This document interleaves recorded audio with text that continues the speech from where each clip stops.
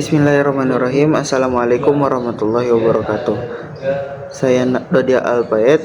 Di sini saya ingin memaparkan hasil laporan wawancara kurikulum kami untuk Madrasah Aliyah Syamsul Ulum Muhammadiyah Ujung Berung, Bandung. Nama lembaga itu Pondok Pesantren Syamsul Ulum Muhammadiyah Ujung Berung, Bandung. Profil lembaga ini dimulai pada tahun 2014, di mana pada saat itu masih melakukan survei ke beberapa pondok pesantren Muhammadiyah yang ada di Jawa Barat. Kemudian dilanjut pada bulan November peletakan batu pertama, kemudian bulan Mei 2016 itu selesai pembangunan, kemudian 2016 pula itu untuk pendaftaran santri baru, dan khusus untuk MA-nya itu dibuka pada tahun 2019. Nah, kemudian visi dan misi.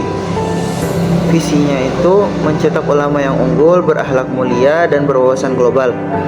Kemudian misinya yang pertama itu menghasilkan ulama yang tafaqquh fiddin, kemudian unggul dalam tahfiz dan berbahasa dan public speaking. Dan yang ketiga itu membentuk akhlak mulia dalam berkehidupan. Kemudian yang keempat menguasai bidang iftak dan imtek. Kemudian keadaan guru, jumlah guru ini termasuk mata pelajaran umum maupun kepesantrenan dan ekstrakurikuler itu terdapat 34 guru. Kemudian siswa itu berjumlah 59 orang dengan fasilitas tanah seluas 1450 meter.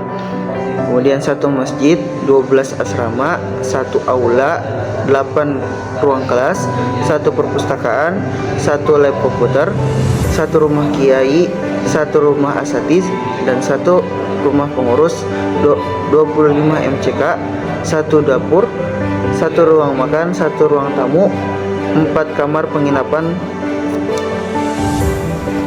tamu, 1 pos satpam, dan 1 koperasi.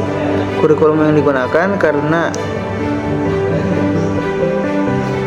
MA sendiri itu belum bisa berdiri sendiri, namun MA-nya itu mengikut pada SMA Muhammadiyah 4, dan kurikulum yang digunakan di sana itu kurikulum 2013 dengan naungan Kemendikbud. Namun masih pengenalan kurikulum Merdeka.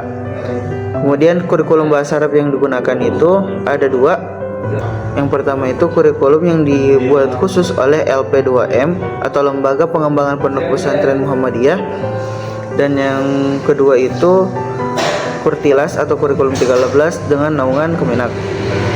Kemudian implementasi kurikulum bahasa Arab, yang pertama itu bahan ajar bahasa Arab ini ada 2 yang berasal dari Kemenak dan juga LP2M.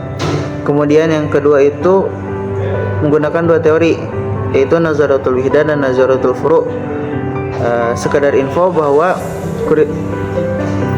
Madrasah Aliyah ini itu terdiri dari 2, yaitu pelajaran umum dan yang kedua itu pembelajaran kepesantrenan.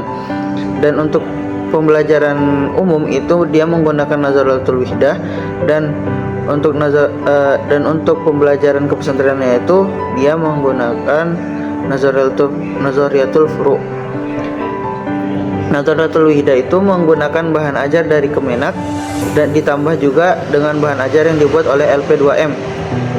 Kemudian Nazaratul Furu'-nya itu menggunakan bahan ajar dari Gontor dan kitab-kitab masyhur seperti Amsilah Tasrifiyah, Nahwu Wadih, Jami'ud Durus, Balaghah Wadihah, dan lain sebagainya.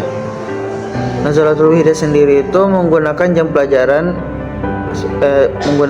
jam pelajaran dalam seminggu, sedangkan Nazaratul Furu' itu menggunakan 2 jam pelajaran pada setiap satu mata pelajarannya dalam seminggu.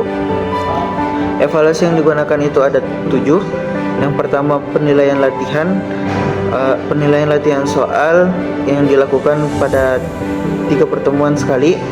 Kemudian penilaian tengah semester atau PTS, kemudian penilaian akhir semester atau PAS, kemudian penilaian keseharian seperti absensi, kerapihan, dan juga kemampuan kognitif peserta didik. Kemudian yang kelima itu penilaian kelompok, keenam asesmen madrasah, dan yang terakhir itu ujian akhir yang dilaksanakan oleh kelas 12. Kelebihan dari kurikulum ini itu adanya bahan ajar yang full berbahasa Arab yang berasal dari LP2M, sehingga santri dapat beradaptasi dengan teks yang menggunakan full Arab. Kekurangan dari kurikulum ini itu juga terletak pada bahan ajar dari LP2M yang menggunakan full Arab sehingga sulit untuk dipahami oleh peserta didik. Namun ini juga menjadi tantangan tersendiri untuk guru agar dapat memahami terlebih dahulu materi yang akan diberikan. Kemudian selanjutnya itu ada faktor penghambat. Faktor penghambat pengimplementasian kurikulum berbahasa Arab di sini itu yang pertama itu minat siswa terhadap bahasa Arab, kecerdasan siswa, motivasi siswa, dan juga kondisi siswa yang biasanya kurang untuk belajar berbahasa Arab. Kemudian selanjutnya itu faktor pendukungnya. Satu, itu cara mengajar atau kemampuan guru dalam keaktifan dan yang komunikatif dan disesuaikan dengan materi. Yang kedua itu penggunaan media pembelajaran seperti audiovisual, audio maupun audiovisual. Kemudian saran yang ingin disampaikan itu menyertakan atau menyediakan terjemahan dalam bahan ajar yang digunakan, memanfaatkan teknologi dan media pembelajaran yang interaktif, meningkatkan kompetensi dan kualifikasi guru berbahasa Arab, menyesuaikan kurikulum dengan kebutuhan dan konteks lokal, membangun kerjasama dengan berbagai pihak, membuat program pertukaran pelajar dengan natif asli. Misalnya, pendidik diusahakan bisa membuat kelas belajar bahasa Arab menyenangkan agar menumbuhkan rasa minat pada bahasa Arab. Mungkin sekian yang sempat saya sampaikan. Kurang dan lebihnya mohon dimaafkan. Assalamualaikum warahmatullahi wabarakatuh.